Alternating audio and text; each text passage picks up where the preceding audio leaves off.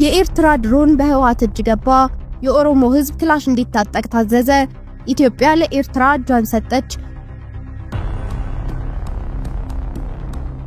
እሾህን በሾህ ነው ያሉት ኢሳያስ አፈወርቂ የሱዳን ፈጥኖ ደራሽ ሰራዊት ኤርትራን በድሮን ካጠቃ የህወሓት አርሚ አዲስ አበባ እንዲያጠቃ ለማድረግ መዘጋጀታቸው ተሰምቷል። አርሚ 7 የተባለው የህወሓት ሰራዊት በአስፈሪ ሁኔታ ራሱን እያጠናከረ መሆኑ የተነገረ ሲሆን ዛሬ ደግሞ ኢሳያስ ለዚህ ቡድን አደገኛውን ድሮን ለማስታጠቅ መወሰናቸውን የተመለከተ መረጃ ሾልኮ ወጥቷል። የዘገባው ዝርዝር በቀዳሚነት ይቀርባል።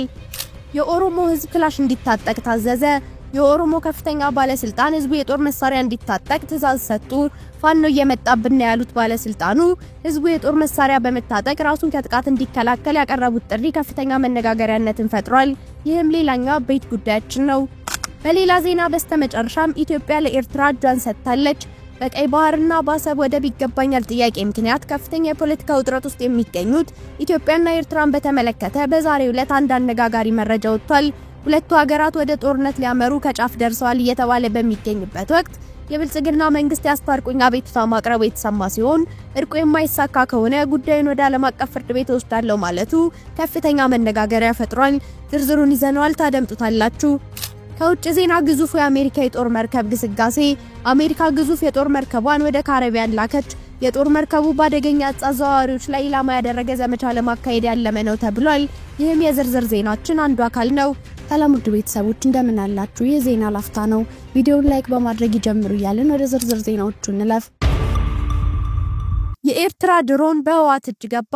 የቡሬኔ ባለስልጣናት ጉብኝት ተከትሎ ከወደ አዲስ አበባ የብልጽግና ፓርቲ ስራ አስፈጻሚ ኮሚቴ ዝግ ስብሰባ መጀመሩ በተሰማበት ቅጽበት ከወዲያ ማዶ የአብይን ወደምዬ ያሉት አንጋፋው ሰው ኢሳያስ አፈወርቂ ከሰሞኑ ከጀነራል ሂማት የደረሳቸውን የድሮን ጥቃት ማስጠንቀቂያ የአብይና የሼክ ቢዛይድ እቅድ ነው በማለት እኛን ህወሓት በመጠቀም አዲስ አበባን የድሮን መፈንጫ እናደርጋታለን ሲሉ 4 ኪሎ ማስጠንቀቃቸው እያነጋገረ ነው።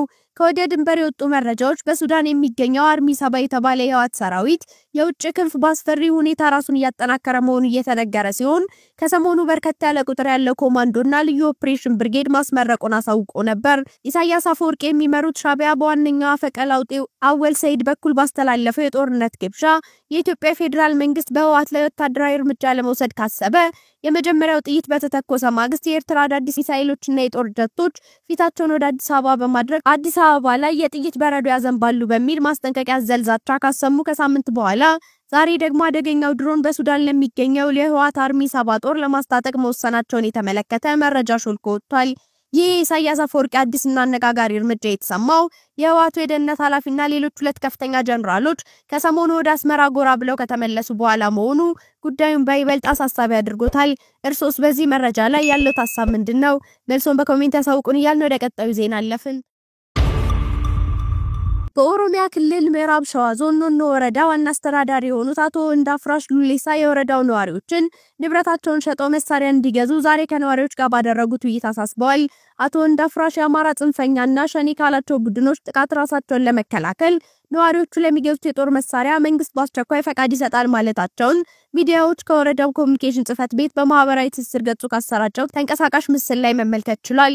ዋና አስተዳዳሪው ይህንን ያሳሰቡት ከሰሞኑ ታጣቂዎች በወረዳው በፈጸሙት ጥቃት ከ22 ሰዎች በላይ ከተገደሉ በኋላ ነው። ባሳለፍነው እሁድ ከጉራጌ ዞን አዋሳ የመጡ ናቸው የተባሉ ታጣቂዎች በፈጸሙት ጥቃት ከ20 በላይ የሚሆኑ ሰላማዊ ሰዎች መገደላቸውን በተመለከተ ከፍተኛ ድንጋጤ የፈጠረ ጉዳይ እንደነበር የሚታወስ ነው። ኢትዮጵያ ለኤርትራ እጇን ሰጠች። በቀይ ባህርና በአሰብ ወደብ ይገባኛል ጥያቄ ምክንያት ከፍተኛ የፖለቲካ ውጥረት ውስጥ የሚገኙት ኢትዮጵያና ኤርትራን በተመለከተ በዛሬው ዕለት አንድ አነጋጋሪ መረጃ ወጥቷል። ሁለቱ ሀገራት ወደ ጦርነት ሊያመሩ ከጫፍ ደርሰዋል እየተባለ በሚገኝበት ወቅት የብልጽግና መንግስት ያስታርቁኝ አቤቱታ ማቅረቡ የተሰማ ሲሆን እርቁ የማይሳካ ከሆነ ጉዳዩን ወደ ዓለም አቀፍ ፍርድ ቤት ወስዳለው ማለቱ ከፍተኛ መነጋገሪያነትን ፈጥሯል። ኢትዮጵያ ከኤርትራ ጋር ያለውን ችግር በሽምግልና መፍታት እንደምትፈልግ ነው ያስታወቀችው። የተወካዮች ምክር ቤት አባልና የውጭ ጉዳይ ደህንነት ጉዳዮች ኮሚቴ ሊቀመንበር የሆኑት አምባሳደር ዲና ሙፍቲ የኢትዮጵያ ህዝብና መንግስት ከኤርትራ ጋር ጦርነት ውስጥ የመግባት ፍላጎት እንደሌላቸው ገለጹ። አምባሳደሩ ዛሬ በሰጡት ቃለ ምልልስ ሽመልስ የባህር በር እጦት ለኢትዮጵያ ኢኮኖሚ ደህንነትና መረጋጋት ፈተና መሆኑን ጠቅሰው ሀገሪቱ የባህር በር ለማግኘት የምታደርገውን ሰላማዊና ዲፕሎማሲያዊ ጥረት እንደምትቀጥል አስታውቀዋል። ለወደፊቱ የሀገሪቱ ኢኮኖሚ ባህር በር ወሳኝ ሆኖ መገኘቱን አስረድተዋል። አምባሳደር ዲና ሲናገሩም በዚህ ረገድ የኢትዮጵያ ጥያቄ ፍትሃዊ ነው፣ እንዲሁም በ1982 የወጣውና የባህር በር የሌላቸው ሀገራትን የሚመለከተው ዓለም አቀፍ ሕግ ይደግፈናል ያሉ ሲሆን የኢትዮጵያ ፍላጎት በሰላማዊ መንገድ ሰጥቶ በመቀበል መርህ አብሮ ማደግ ላይ የተመሰረተ መሆኑን አስረድተዋል። ከዚህ ውስጥ በጎረቤት ሀገራት ላይ ምንም አይነት ጫና የማድረግ ፍላጎት እንደሌለ ጠቅሰው ይህም በኢትዮጵያ በተደጋጋሚ ስትገልጽ መቆየቷን አውስተዋል። ንግግራቸውን ሲቀጥሉም እኛ አሁን ጦርነት ውስጥ መግባት አንፈልግም ብለዋል። ቪዲዮአችን ላይክ ማድረግ አይሱ እያልን ወደ ውጭ ዜና አለፍን። ግዙፉ የአሜሪካ የጦር መርከብ ግስጋሴ አሜሪካ ግዙፍ የጦር መርከቧን ወደ ካሪቢያን ላከች። አሜሪካ ፔንታጎን ዩኤስኤስ ጀነራል አር ፎርድ ሲቪኤን 78 የተሰኘውን የዓለማችን ግዙፉን የጦር መርከብ ወደ ካሪቢያን አካባቢ ማሰማራቷ ተነግሯል። የጦር መርከቡ በአደገኛ አዘዋዋሪዎች ላይ ኢላማ ያደረገ ዘመቻ ለማካሄድ ያለመ ነው ተብሏል። የመከላከያ ሚኒስቴር ፔት ሃግስ እስከ 90 አውሮፕላኖችን ማጓጓዝ ይችላል ያሉትን ዩኤስኤስ ጀነራል አር ፎርድ የተሰኘውን አውሮፕላን ተሸካሚ ግዙፍ የጦር መርከብ ከሜዲትራኒያን ባህር እንዲንቀሳቀስ በትናንትናው ዕለት ማዘዛቸው ተሰምቷል። አሜሪካ ከቅርብ ሰዓታት ወዲህ በካሪቢያን አካባቢ ወታደራዊ ይዞታን እያሳደገች መጥታለች። የአሁኑ ግዙፍ የጦር መርከብ ተልዕኮም 8 የጦር መርከቦች፣ የኒውክሌር ሰርጓጅ መርከብ እንዲሁም F-35 አውሮፕላኖችን መካተታቸው ተነግሯል።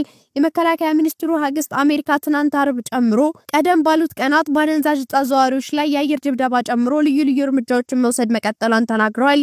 የትራምፕ አስተዳደር ባደንዛዥ ዕፅ አዘዋዋሪዎች ላይ ዘመቻ እያካሄድኩ ነው ቢልም በባለሙያዎች፣ በኮንግረስ አባላት እንዲሁም በቬንዙዌላ ፕሬዝዳንት ኒኮላስ ማዱሮ ጭምር አስተዳደሩ አለመረጋጋትን እየፈጠረ ነው በሚል ክስ ተሰንዝሮባቸዋል። ይሁንና ትችት ደንገጥ ያላደረገው የትራምፕ አስተዳደር ፔንታጎን ዩኤስኤስ ጀነራል አር ፎርድ ሲቪኤን 78 የተሰኘውን ግዙፍ የጦር መርከብ ወደ አሜሪካ ደቡባዊ እዝ ለተልዕኮ እንደሚያሰማራ ገልጿል። ይህም መካከለኛው አሜሪካና ደቡብ አሜሪካ እንዲሁም ካሪቢያንን ያካትታል ተብሏል። ውድ የዜና ላፍታ ቤተሰቦች የሰዓቱ መረጃዎቻችን ያዳመጣችሁትን ይመስል ነበር። ስለተከታተላችሁን እያመሰገንን ቻናላችንን ሰብስክራይብ በማድረግ ቤተሰብ እንድትሆኑ እየጋበዝን በዚሁ ተሰናበትን። ጤና ይስጥልን።